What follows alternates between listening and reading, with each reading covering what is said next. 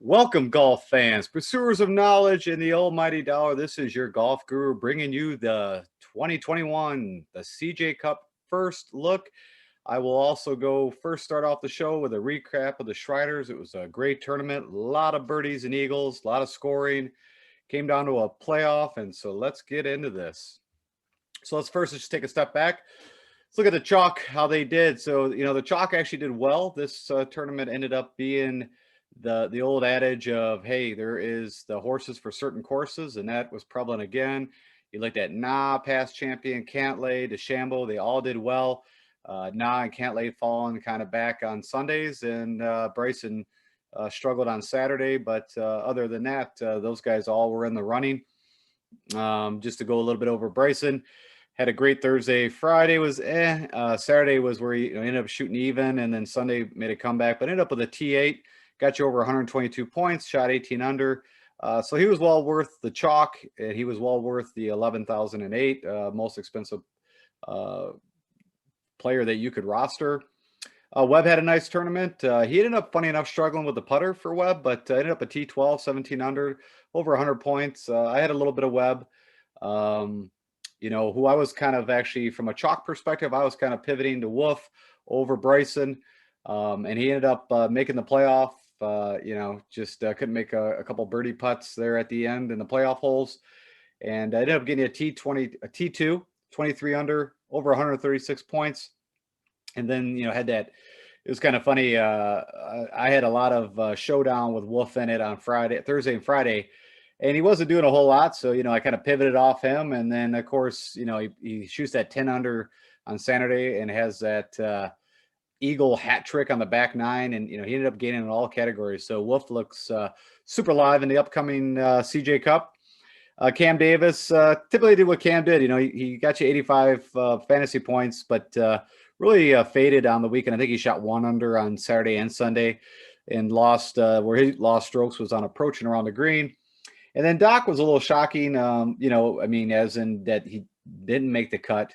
But got you a T81 and 33 points. But, typical Doc Redman, great tee to green, but ended up losing 2.5 strokes putting. That's what Doc typically does.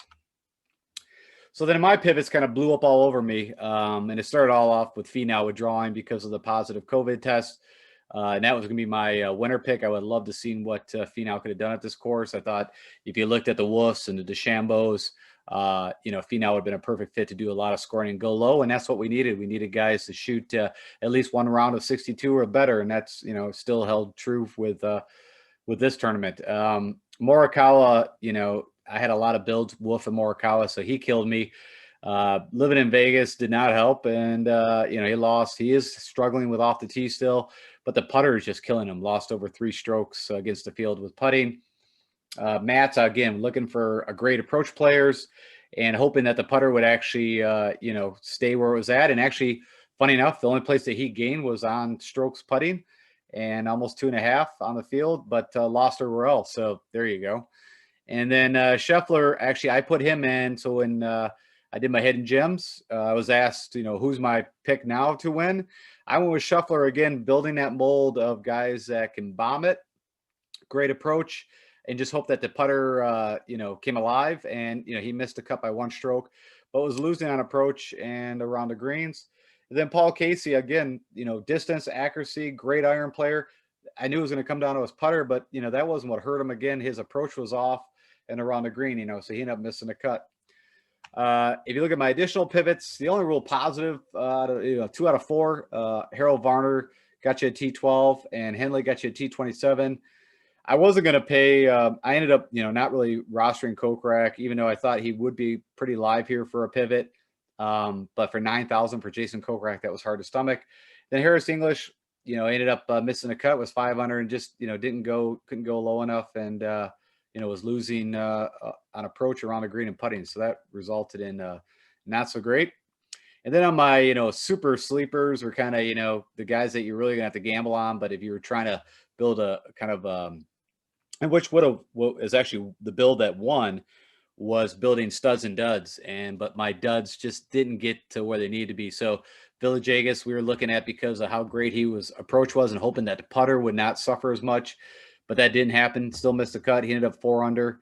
Will Gordon, again, bomber, but just missed the cut by a stroke. McCumber, same kind of thing, bomber, hoping that the putter could come, but again, he ended up almost like one of the worst. It ended up 3 over and missing a cut. Molinari, we took the approach of we had no idea what the form was coming in at all, 9 months or so off, but ended up 4 under. But again, wasn't enough. You need to be 7 under. Let's set the 50-year record of the lowest cut ever in the PGA. And then Seb Straka actually would have got you a T43, but he lost on the putter and around the greens. But yeah, over and all, like I said, out of that, Straka was the one that actually made a cut. So, missed on my super sleepers. But the hidden gems that I released right before the tournament, I got 2 out of 3 that did well. Pat Perez, just couldn't get the putter going, but I thought it was a good fit for him to do some things if he did get a live putter. That did not happen. But I did bring up Justin Suh, who ended up a T8, which could have really unlocked your lineups. Less than 1% owned, got you 114 points. He killed it on approach, almost gaining 6.5 strokes on approach. Lost a little bit around the greens, but gained 3 strokes against the field on putting. So I mentioned this guy, got to watch him at Corrales, and he's someone to keep in your memory banks going forward. He's definitely not in the CJ Cup. We'll talk about that field, but yeah. And then Cameron Tringali got you a T19 and just went nutty with the putter, gained almost 6 strokes against the field. Even funny enough, he lost an approach around the green, but when you're gaining 6 strokes putting on the field, you're going to end up doing pretty well. But his Sunday, I think he shot just like 1 under or something. He didn't do a whole lot, or could have, even got a T10. Harry Higgs missed the cut by 1 stroke, lost on approach and putting. We were looking at his recent form. I was hoping that Harry could do something for us, but didn't happen. And then let's talk about Marty Laird, who actually won the tournament. And so I wanted to bring this up because he was not on my radar, and there's a lot of reasons. But you can just quickly look. His last 10 events, the game has been there, but the putter has just been not there. And you can even look at his past at the Shriners. And funny enough, it doesn't even pull up on Fantasy National about when it was the Justin Timberlake Shriners back in 2010, where he got to the playoff, and I think the 3 guys voted. I think it was him, Piercy, Laird, and Bird. And it was getting so dark out that, they actually kind of took a verbal vote, and they said, let's play 1 more hole. But if they couldn't see the greens to putt or get the lines, that they would, stop play once they took their shots off the tee. Well, that never needed to happen because Bird ended up making a hole-in-one on the number 17th, 200-yard par 3. And funny enough, that's where Laird made his birdie to beat Wolf and my Austin Cook, who funny enough, if you saw the show previously for Sanderson Farms, I had Austin Cook as one of my super sleepers, thinking he was starting to come to age of form. Funny enough, did not put him into play here. But funny, that's the way it goes, off by 1 week. But I just wanted to bring this up about Marty. Good for him. He actually got in on a exemption from the Shriner, so he wouldn't even been in the field if it wasn't for that. And now he's exempt till 2023. Gets to play in the Masters, not the upcoming, but the next year, and got a ton of FedEx. So this is game changer for Marty. So good for him. And then I pulled up I like to do this, the top performers by shocking categories, just so we can kind of see who did what well, and who maybe want to keep an eye on going forward, but who we might not want to. So Martin Laird did it all on approaches, I kind of mentioned, and putter. Abraham Answer, Abraham just had kind of a blah restart, and so he wasn't on mine. I thought this might be a decent course fit, but funny enough, he did the things that he typically does not do well. So typically Abraham Answer does very well on approach and off the tee, but is not a really great putter, and ended up almost 8.3 strokes. So that's unsustainable. So Abraham, I don't know if he's in. I think he's in this field coming up, but it is the who's who field, and we're going to talk about that for the CJ Cup. But you got DeChambeau, who of course led off the tee, and you had Siwoo, who around the green. And funny enough, Siwoo lost quite a bit on approach. If he could have got that approach up, and with what he was doing putting, he could have been very live to even do better in the T8. So keep an eye out for that. if you look at the winning lineup versus my best lineup, I only had 7 lineups hand built that I put into the large GPP, the 100 grand event. But you can see, as I mentioned, I had Higgs, Perez, and Scheffler, and they all died. And just with Webb, Henley, and Hadwin, Hadwin, I didn't really put on anything, but kind of liked what Hadwin's game could do for this. He can get super hot, but had a terrible Sunday. But you look at the difference. Of course, this guy had Molinari and Laird, and I think Laird was like 2% owned or 2.6% owned. So that was huge. If you had Laird in any of your lineups, you probably were going at least cash. So good to that guy, PK Golf, for that pick. Okay, so that's really enough about. Let's put the Shriners away for at least now. I got a lot more intel that I will be using next year from that, but we learned a little bit from the Shriners. Let's take a look at the CJ Cup. This is going to be very unique on multiple facets. So you've got a field of 78, the who's who. This is going to rival WGC events, majors, with the field that's going to be on here. You got the best of the best. But what's unique is that this has been played previously at 9 Mile Bridges, I believe it was called, in Korea. And they played there twice, and your past winner was Koepka and JT. But, throw that away because this is going to be played at Shadow Creek due to the whole travel implications. You can't, if you travel, I think you got to get there, and I think it'd be 2 weeks quarantine before you can even go. So that wasn't going to happen. So they moved it to Vegas. It's at Shadow Creek. This course was built by Steve Wynn, the mogul of all the Wynn properties there. But actually, I think he ended up selling it during like the recession back in 08, 09 to MGM. And then they've actually lengthened the course, redesigned it by Tom Fazio, added 300 yards.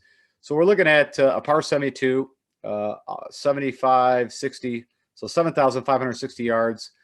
It is bent greens. It is Bermuda fairways, but there's not a lot of history at all about this course. It was kind of the way you could play it in the past was if you were invited by Steve Wynn, so you had to be like a whale at his casinos, or it was one of those kind of perks. And then when MGM bought it, it is open to the public, cost you $500 to play. But it is, I guess, a bucket list course.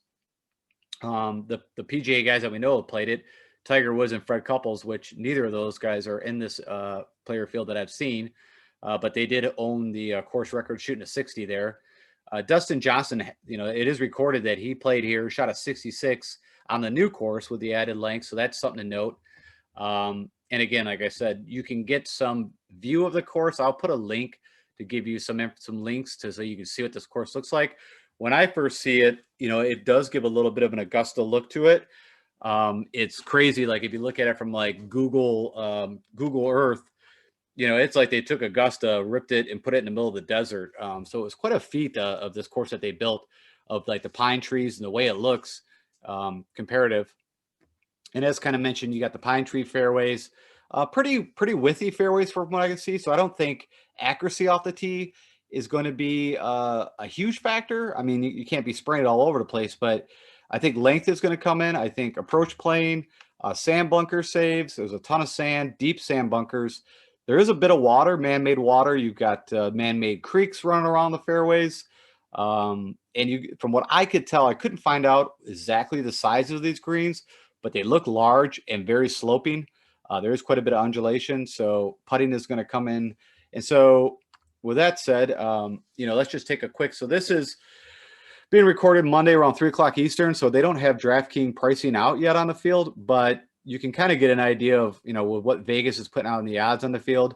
I mean, you've got, as I mentioned, the who's who, the Rahm, so Rahm's coming off from the U.S. Open. You got these guys from John Rahm, DJ, Justin Thompson, Rory, Schauffele, guys have not played in a few weeks. And then you've got Wolf, of course, who's been playing and doing very well. You got Tyrrell Hatton, who I highlighted because he just won the BMW championship over in Europe. Fitzpatrick I highlighted because he had a good tournament there too. I think he had like a T8. And DJ I highlighted just because as I just mentioned, he has a 66 shot here in previous. But yeah, we got the who's who of guys, and going to have to decipher without any background knowledge. So from the statistical points, be careful if you are using Fantasy National. When you pull it up, it is going to pull up the 9 Bridges courses past tournament history. and that's not going to do us any good at all. So what we're going to have to do is we're going to have to pivot and leverage comp courses to see, you know, how we're going to look at this field. And when you put in the parameters of, you know, the par 72, bent greens, 7,500 yards and more, you know, you get about 7 courses that will come up. Augusta being one, Quail Hollow, Crooked Stick, you know, courses they played in. There's about 4 others. And so that's how I'm going to leverage making these builds. And for the show that I'll do tomorrow, when I actually give my, you know, ownership projections and the pivots off that and the sleepers and the fades and my winner, it's going to be built off all comp courses and what I can, you know, kind of glean from the information I pulled together. So again, heads up on all that. We are going to be tasked, the guys in the golf industry, fantasy who do this. It's going to be difficult. Anybody that says it's not is, you know, they're lying. So with that said, join me tomorrow when I will release that, my picks, projections, and all that good information. If you are, again, getting value from this show, you know, I'm trying to grow the base. Please like, please share, and definitely subscribe. And like I said, I put out 3 pieces of content a week. This is my first look Monday show. We will get into, again, more the deeper analysis tomorrow on my picks and pivots. And then you've got my hidden gems that comes out Wednesday. So all the best. Let's have a great tournament. And thank you for attending.